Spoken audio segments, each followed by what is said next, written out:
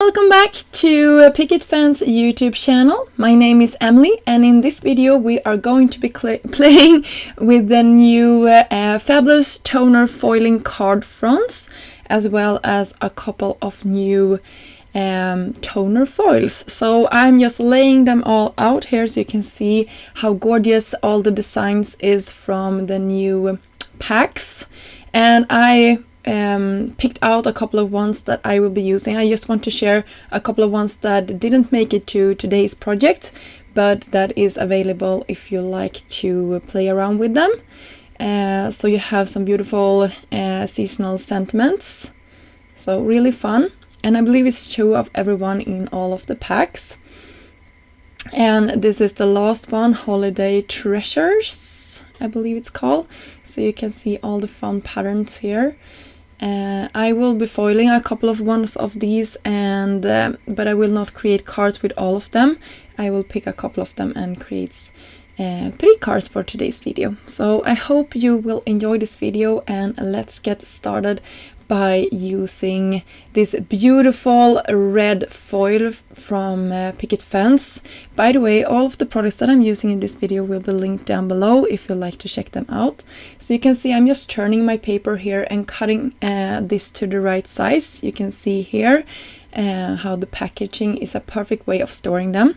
You can use this through a laminator, but you can also use a solid hot foiling plate like this and then run it through your die cutting machine. So that is what I did for today's video, so you can get a different idea of how you can use your products. So here is the first one. I think this is super cute, and you can see the exit foil that you can use for another project if you like to foil it on top of a solid toner foil base. Here is another stunning one. This is with the new royal blue bird foil. It's stunning with those snowflakes. Just love that one.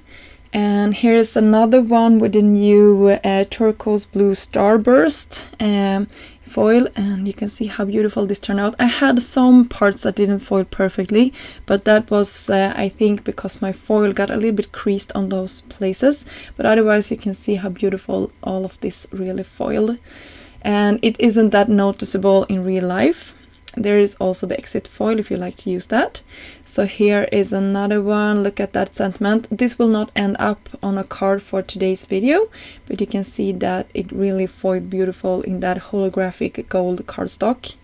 And this is probably my favorite one. This is one from that snowflake, I believe it was called Snowflake Blizzard card fronts, and yeah, really beautiful. And for today's projects I will be ink coloring on top of our foiling. So you can see you have your white base there, and I took some blending brushes from Picket Fence, and I will also use some pouncers here to create a black halo around our scene here in a second. I had this really tiny blending brush, and I didn't think that it got dark enough. So I wanted to darken this up, and the best way to do it, I figured, was to take my blending, no sorry, not my blending brushes, my dabbers here, and just use them and go around my card. And you can see I will build up the intensity and go back in with that bright yellow and orange as well. And then I will go around and do this with my paper pouncer. So really fun, and it worked out perfectly. For this one I wanted an ombre effect on top of that. It really also made the foil stand out beautifully. So I started heavily on the top and slowly graduating towards the bottom to be lighter. And I went in with an even darker blue color just to make my foil stand out even more. So you can see how beautiful that is. Really love it. And for this one I also did the same thing here. You can see I'm just using my blending brushes, going gradually heavier towards the top and lighter towards the bottom here. And that blue one is called Royal Blue Bird. It's fantastic for all of your snowflakes. Yeah, I really love it. It's so pretty. And then I will do some splatters as well. I use the silver liquid liquid white snowflake watercolors. These are meant to be splattered, and they work perfectly to splatter all of these panels. I will show you in a second here how much that really affected our card base. So for a sentiment for one of our cards, I took this really wide adhesive on a roll. You can use whatever you have, and I just used this and cut it to size. I just use my scissors here, and then I measured it so this large thanks die will fit it. And then I took this royal bluebird foil, and I will press it in place on top of this, so I can create my own sort of mirror cardstock here that is the perfect shade to match our project. If you find that you have some pieces that didn't foil perfectly, you can see here I'm peeling it away and then putting it back. You can do this until you have the perfect panel. I don't think my adhesive was the best adhesive to use. I've done this in the past, and this was sort of sticky, and I had to go in after this, after I die cut it to the sides with some more foil, but that's okay. But I have done this in the past and I haven't been needing to do that, so maybe you have to play around with the type of adhesive that you are using for this technique. So now I just pressed my die cut in place on top of our card base, and that is how easy that card came together. Here I'm just taking some liquid glue and attaching this stacked die cut piece called Christmas Tree Farm Delivery Snow Globe Die. That's such a long word. And I'm just pressing it in place. And now I'm taking a my scissors, and cutting away the exit part of that cardstock around my piece that I put down. And you can see that the inside of our snow globe will be this beautifully blue snowflake background, and we can use this as an embellishment.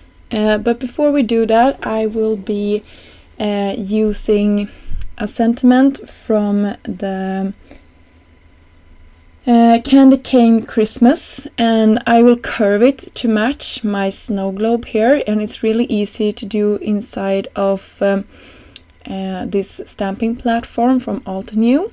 And then I will use some white embossing powder and some clear ink just to make sure that this sticks really well. I was quite nervous when I did this because you don't want to mess up at this point, but everything turned out beautifully. For this card, I just attached it to a black card base and cut out a sentiment from the A2 Evergreen on a Hill cover plate die. And I cut it out of the same blue turquoise blue starburst foil. I just attached that with the same technique as I used for our other greeting there, so it turned out really beautifully to match everything.